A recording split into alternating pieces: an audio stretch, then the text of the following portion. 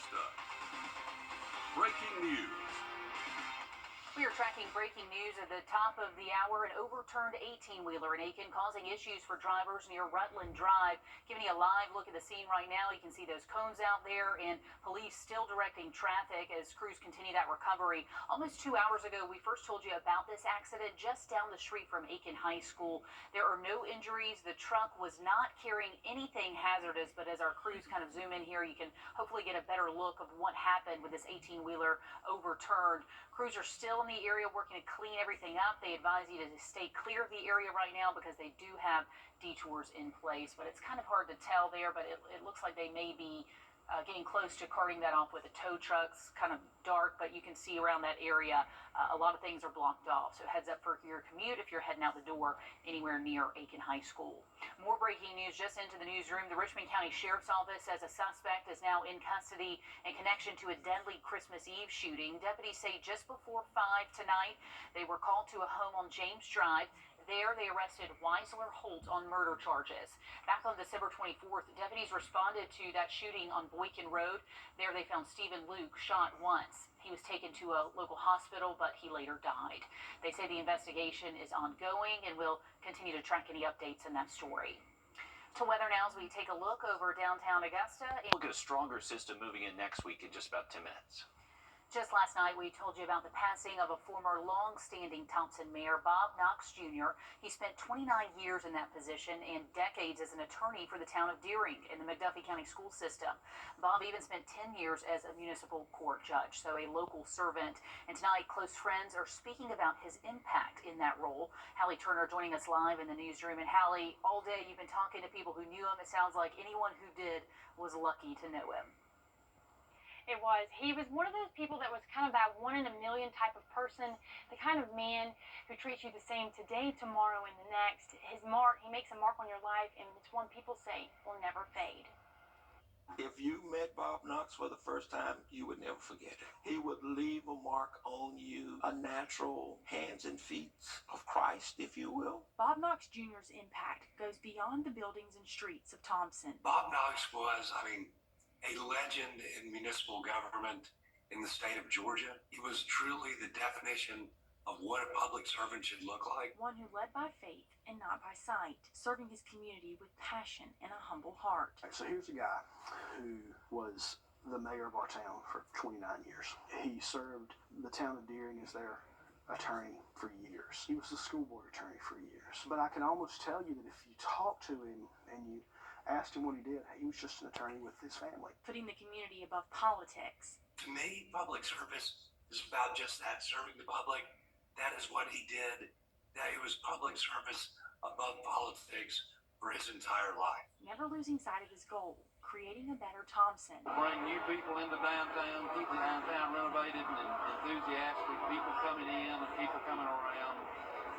A very, very great day for us. And he did it all by loving his neighbors. One would say, who is thy neighbor? Mr. Bob would be an example of extending that to the broader community. If he could help you, he would help you. As time goes on, those who knew him best say there is no better person to strive to be like than Bob Knox Jr. He left no stone unturned. He lived his mission. He knew his calling. He knew his mission. He fulfilled it. He served his purpose. I'm also told Knox Jr. left this state in a better shape than he found it, and they plan to continue his legacy for decades to come. There's no better way to leave this earth than by doing what you love, and at this time their funeral arrangements have not been announced for him.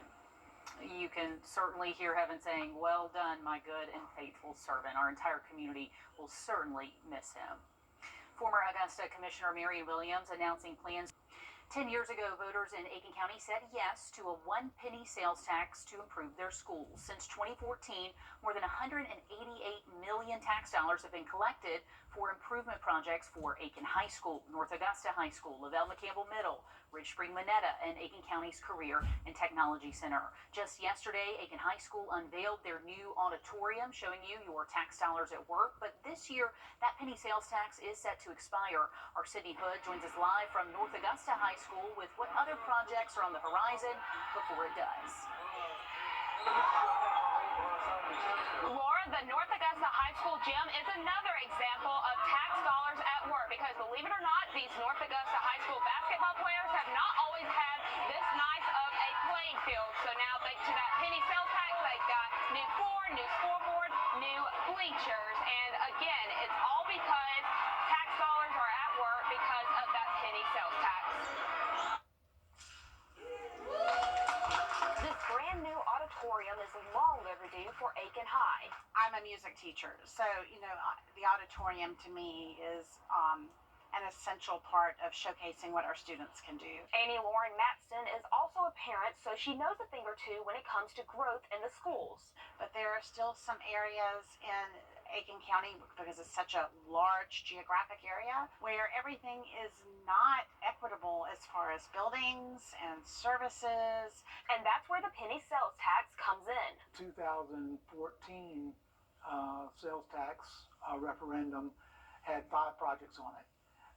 And it has taken pretty much every dime of that penny sales tax to complete those projects. The money is split into 5 projects across the county, and then over 10 years, the projects are completed in phases. We've done some facility studies and looked at the age of facilities, the capacity of facilities, and those kinds of things. We also look at population growth.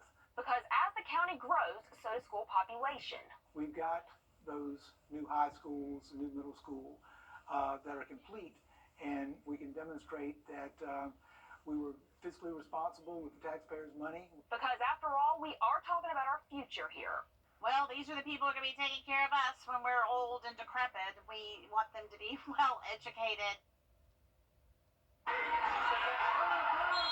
That penny sales tax is up on the ballot coming up soon, and I know a lot of us don't like to hear the word tax, but again, take a look at how the tax dollars are being put to work right now as we speak, and this is phase 4 here at North Augusta High School. They still have 2 more phases to complete with that money. They're getting upgrades to their softball and baseball fields. That's what they're calling phase 5, and then they are getting an upgraded auditorium as well, which will be the 6th and last phase here. Projects fulfilled. Great looking at that gym behind you as well, Sydney. Thank you. After 11 surgeries, an 8-year-old boy is still fighting for his life. Meet Hendrix Gilstrap. He loves spending time outside on his family's farm. He loves being with their animals. But one day, his stomach pains turned out to be toxic megacolon, a rare and life-threatening infection, sending him to the hospital. But Hendrix continues to fight with his family right by his side. Our Nick Veland shares his story. Trickling water and silence. As soon as I stepped out here, I was like, I can breathe again. A sense of peace, while also sending well wishes to her son Hendrix. Sitting out here, meditating and praying and crying, and I looked up and realized I could see Henny's window from here. You can see the H in the window, pointing towards the pond. People send hope and prayers to it every day since the Gilstraps' lives have changed forever. There you go! Woo! December 15th, Hendrix was doing all of his favorite things, full of energy and life. Hendrix was your average 8-year-old boy. He was out in the yard riding his bike. Until a stomachache took a turn for the worst. I realized something was bad wrong. I called 911 immediately, witnessed them do several rounds of CPR on him, on his tiny little body. Through it all, Hendrix survived. His left leg amputated and diagnosed with toxic megacolon. His life will never be the same. The last thing he's going to remember is telling me his stomach hurt, and then waking up from a coma with one less limb. But the sun has to rise after the storm. Hey! Signs of life, waving, letting everyone know he's fighting. We know he's in there still. From slim odds of survival. Oh, he's waving. To now. He's got to come out of this on the other side. There's got to be a reason he is still here. Thumbs up. Some could say it's a miracle. I love you. In Augusta. It's so good to see you, Hendrix. Nick Veland on your side. Bless his heart. Well, we know the entire community is praying for that sweet little boy's recovery, and Mandy Gilstrap says moving forward, she's advocating for parents to get their kids' gut health checked and to normalize talking about bowel movements. A North Augusta duo is sharing stories with young readers to help them learn about valuable life lessons. We show you their new book next on News 12 at 6 o'clock. And we do have a good bit of rain moving in tonight and lasting through at least early tomorrow morning. While we look at the full forecast just after the break. Time and Temp, brought to you by Jingle New Year's Sofa Sale, now through Wednesday. Every sofa is on sale. Our first alert commitment to you is the power of 5 meteorologists. All the tools, the latest technology, and the first team of 5 meteorologists. News 12's First Alert Weather on your side. Hey, it's Anna Christina, and I think it's time for a new year, new you, new mattress. Ring in the new year with a great night's sleep with Jimmy's Home Furnishings. Come shop Tempur-Pedic, Stearns & Foster, and Sealy. We're offering free delivery on all mattress purchases. Also, take advantage of up to 40% off select clearance items store-wide, as well as 60-month interest-free financing. Here in Grovetown, located just 2 miles from exit 190. Jimmy's Home Furnishings, where it feels like home.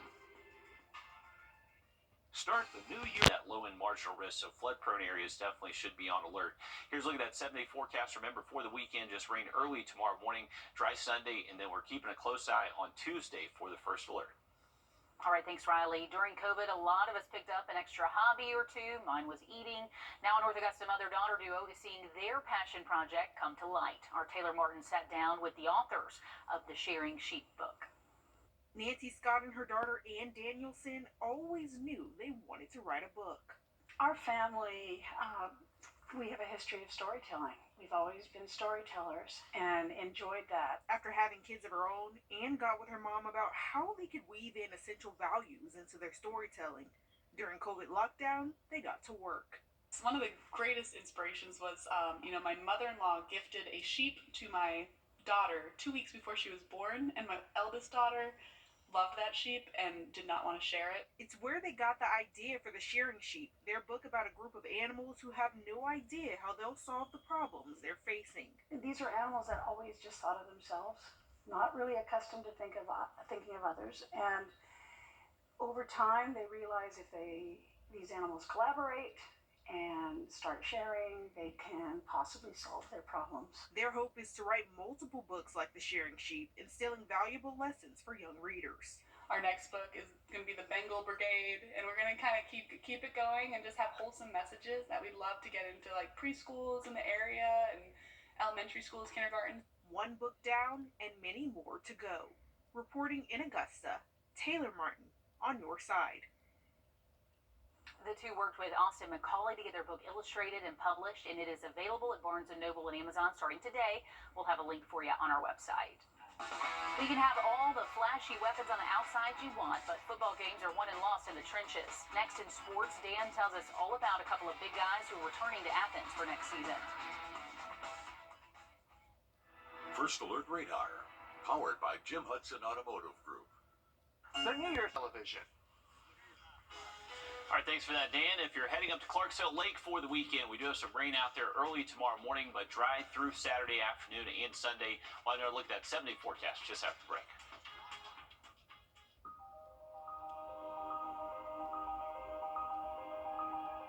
When bad traffic.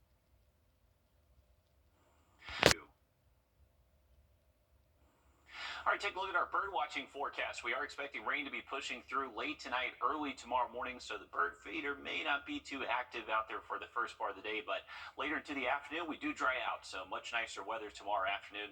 You can see those temperatures will be a little bit cool out there. We'll wake up in the 40s and then see those afternoon highs generally stay in the 50s out there tomorrow, but overall, just looking at some rain pushing through as we continue into tonight, early tomorrow morning.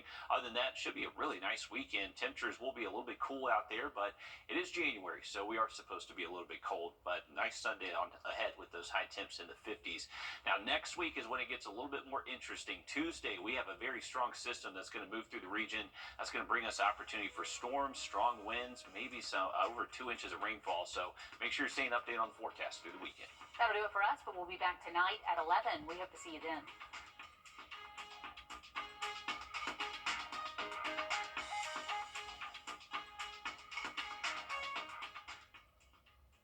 At the CBS Evening News, we focus on solutions, finding solutions to help people understand what are the right choices to make for you and your family.